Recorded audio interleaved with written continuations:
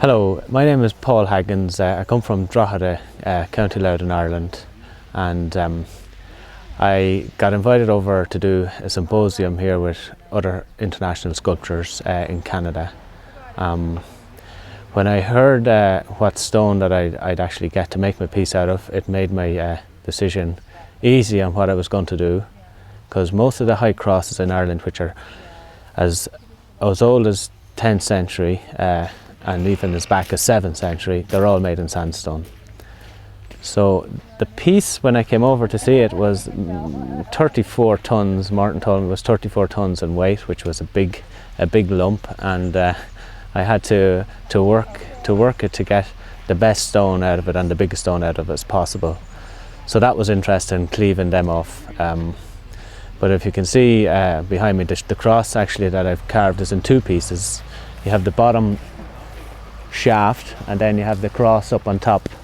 The bottom shaft is 2 meters 30 roughly in height, and then the top part would actually be 1 meter 90.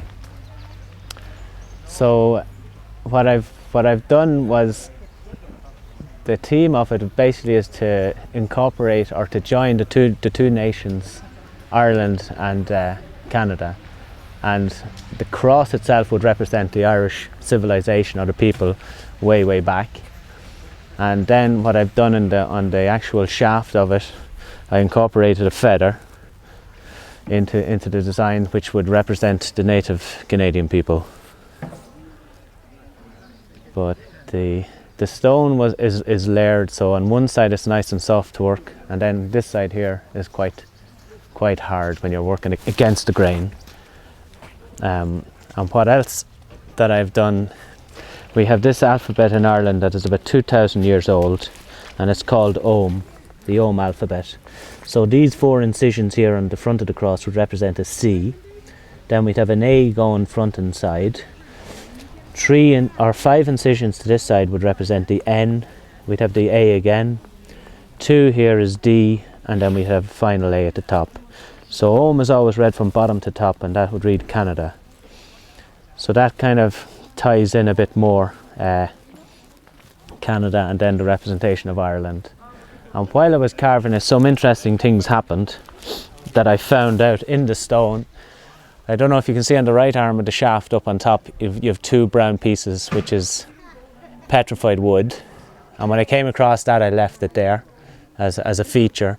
And down at the bottom underneath the circle at the top of the shaft, you've got another piece of twisted wood there, which it sends you back in time as well, like, you know, when the people would have been roaming the land and pieces of wood falling down off trees and just becoming petrified. And around the back then at the cross there's a mussel, which when I came across it, I decided to leave it there as well as another feature. And it's up on the top right hand the top right hand arm. You can just see a lump sticking out.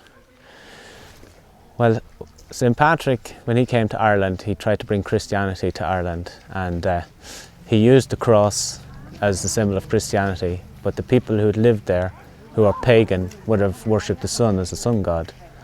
So he, instead of saying his way was the proper way to go, he was a clever man, and he tried to incorporate the two beliefs together. So he held the cross up to the sun, and that's how the Celtic cross came about.